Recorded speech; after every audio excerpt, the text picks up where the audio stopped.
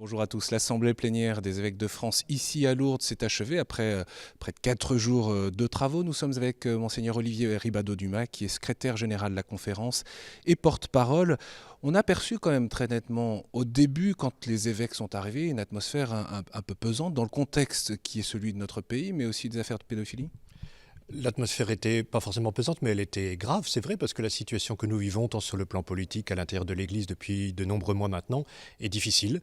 Et Monseigneur Pontier, dans le discours d'ouverture, a bien ciblé, me semble-t-il, et cadré un petit peu un certain nombre de questions. Il a redit l'importance du politique, de la vie politique, de l'engagement des politiques, et il a rappelé l'action de l'Église dans les domaines de la pédophilie. On va y venir, différents dossiers ont été traités au cours de ces 4 jours. Il y a eu aussi des élections, 11 présidents sur 18 à la tête des commissions et conseils de la conférence d'évêques de France. On avait croisé des anciens, si je puis dire, qui disaient il faut passer la main à la jeune génération. Est-ce que cela s'est produit ? Oui, les élections sont des événements qui arrivent régulièrement dans notre conférence, puisque les évêques sont élus pour 2 mandats de 3 ans, et beaucoup arrivaient faits à échéance. On a assisté de fait à l'élection d'une nouvelle génération d'évêques, de ceux qui sont là depuis 5 ans, 6 ans, qui prennent la suite de plus anciens, ce qui me paraît tout à fait normal et sain.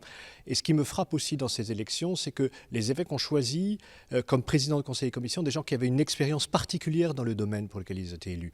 Monseigneur Berthet, par exemple, qui est élu président du conseil pour l'unité des chrétiens et les relations avec le judaïsme, a par son histoire personnelle un lien avec le communisme fort. Monseigneur Perceroux, élu au président du Conseil pour la pastorale des enfants et des jeunes, membre déjà de ce conseil, et une expérience aussi dans ce domaine-là. Donc c'est en raison vraiment de leurs compétences, de leur expérience qu'ils ont été élus à la tête de ces présidences. Est-ce que la question de l'évangélisation en France fait l'objet ici d'échanges, de discussions très concrètes ? L'évangélisation, ça a été la trame de fond de toute cette assemblée. Et je crois que c'est vraiment ce qui a guidé l'ensemble des séquences. Parce que lorsque les évêques ont pu réfléchir, par exemple, sur la mission de France, c'est bien de l'évangélisation qu'il s'agit. Il s'agit d'une forme particulière de mission. Mais également lorsqu'ils ont parlé de la délégation catholique à la coopération, parce que c'est pour des jeunes une forme aussi de découvrir l'évangile et de vivre l'évangile en acte. Lorsqu'ils ont évoqué la situation des évêques émérites, ces évêques qui ont porté la charge de diocèse et qui maintenant sont à la retraite, ils ont parlé de leur mission, qui n'est plus une mission de gouverner un diocèse, mais qui est une mission de porter dans la prière, d'être gardien de la mémoire d'un diocèse et d'ainsi de participer à l'annonce de l'Évangile. Donc je crois que la mission a vraiment été tout ce qui a coloré cette assemblée. Et quel regard vous portez sur ces évêques qui travaillent au quotidien ?